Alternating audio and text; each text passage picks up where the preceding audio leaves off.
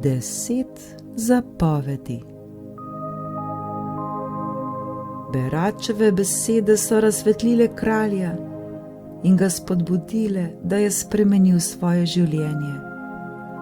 Jaz pa sem po zadnjem srečanju v narekovaju zmrznil.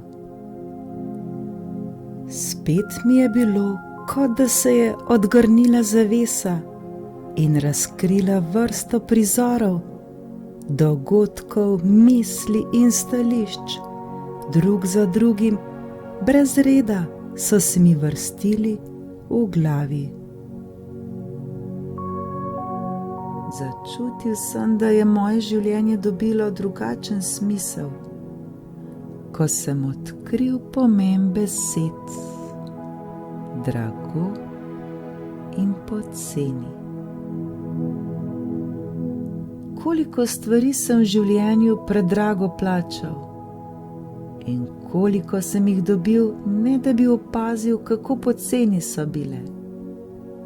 Pohlep in potratnost, dve skrajnosti iste napake. Revež in zapravljivec, dva jaza, ki sta se ugreznila v meni skupaj živela, bila neločljivo povezana, a vlekla vsak na svojo stran, tekmovala, se prerivala, izrivala. Igra polarnosti, o kateri je tolikokrat govoril Jorge. Kako neverjetna je misel, da je vse na svetu mogoče razdeliti na dvoje, v vsaki stvari najti nasprotje. Vsak doktor je kil, ima svojega gospoda, Hajda. Je vedno tako, sem vprašal Jorgeja. Da, Demijan, vedno, kajti svet, v katerem živimo, je velikanski yin-yang. Dva dela, ki sestavljata eno, nedeljivo celoto, dve polovici, ki se razlikujeta le zato, da ju lažje razločimo, saj vsaka zase ne more obstajati. Poglej. Baj si je vstal, stopil v garderobni omari in pobrskal po neredu v njej, potem pa na plano potegnil svetilko. Pritisnil je na stikalo. Ker se svetilka ni takoj prižgala, je 3 ali 4 udaril po njej. Nato je ugasnil luč v sobi ter svetilko osvetlil okno s spuščenimi roletami. Vidiš snop svetlobe? Me je vprašal. Seveda, zakaj?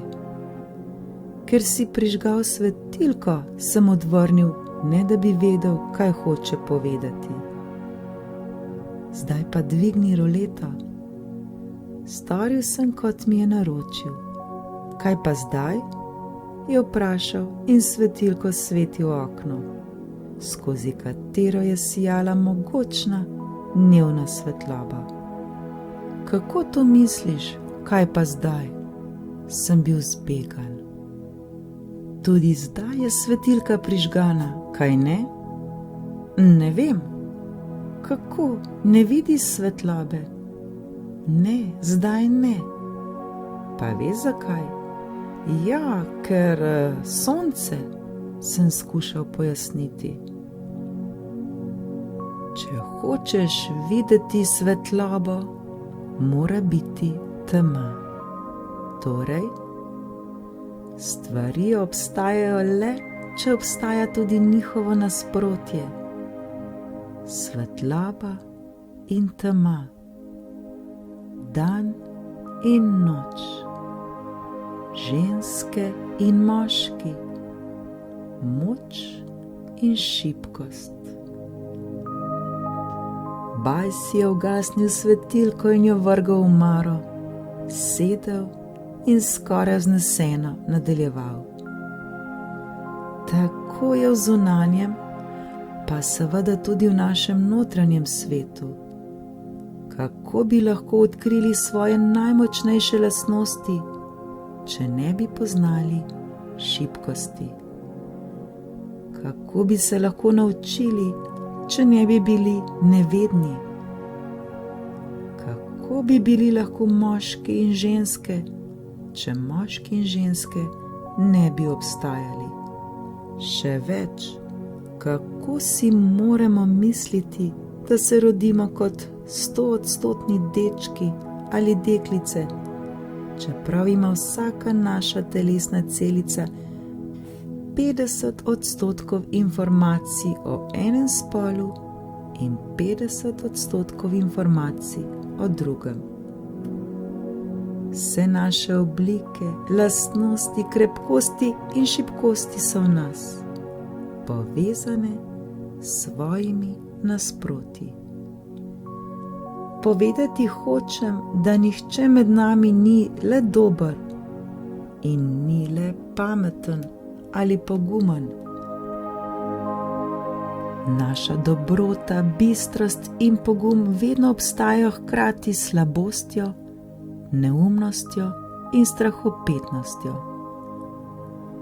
Vsi vemo, da tisti, ki se imajo za nekaj boljšega, to skušajo tudi dokazati. V resnici mislijo, da so precej slabši, in to drži. Enako je z drugimi lastnostmi. Kadar je ena zelo izrazita, to ne pomeni, da ta v nas prevladuje, temveč je pogosto posledica velikega truda, da bi zakrili, skrili, zatrli, potlačili nasprotno lastnost. Če drži, kar govoriš, se za vsakim dobrim človekom skriva Baraba, sem ga ogorčeno prekinil. Ne trdim, da je vedno tako, pravim le, da je včasih tako. Upam si celo trditi, da je ta dobri človek moral nekaj narediti s slabim človekom, ki se skriva v njem. In to ni bilo zastonj. Plačati je moral določeno ceno.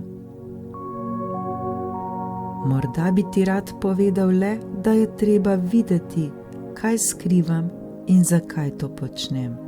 Dovolj, sem se uprl. Ker si se že razjezil, ti bom povedal zgodbo, preden odideš. Takole pravi. Pred vhod v raj se je zbralo na 100 duš moških in žensk, ki so tistega dne umrli. Sveti Peter, čuvar rajskih vrat, je usmerjal promet. Šef je ukazal, da se razvrstite v skupine glede na to, kako ste upoštevali 10 zapovedi. V prvi skupini bodo tisti, ki so vsaj enkrat prekršili vseh 10 zapovedi. V drugi bodo tisti, ki so vsaj enkrat prekršili katero od 10 zapovedi. V zadnji, ki bo verjetno najštevilčnejša, pa bodo tisti, ki v življenju niso prekršili nobene od 10 zapovedi. Tako je nadaljeval sveti Peter, tisti, ki ste prekršili vseh 10 zapovedi, pojdite na desno. Več kot polovica duš je stopila na desno. Zdaj je vzkliknil pa tisti, ki ste prekršili vsaj katero od 10 zapovedi, pojdite na levo. Vse duše, ki so ostale, so stopile na levo. Vse razen ene. V sredini je ostala duša nekega dobrega človeka, ki je vse življenje hodil po poti plemenitih čustev, pozitivnih misli in dobrih del.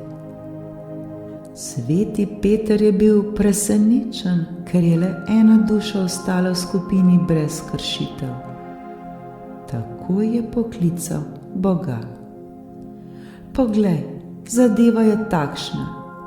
Če se drživa prvotnega načrta, ta revež, ki je ostal v sredini, ne bo nagrajen za svojo dobroto, pač pa se bo ves osamljen le dolgočasil.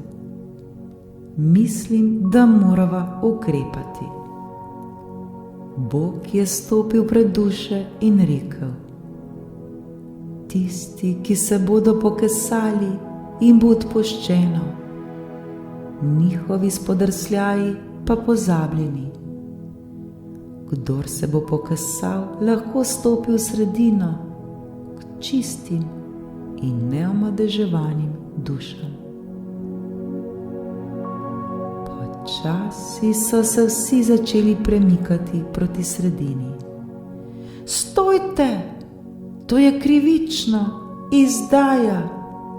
Se je razlegel neki glas.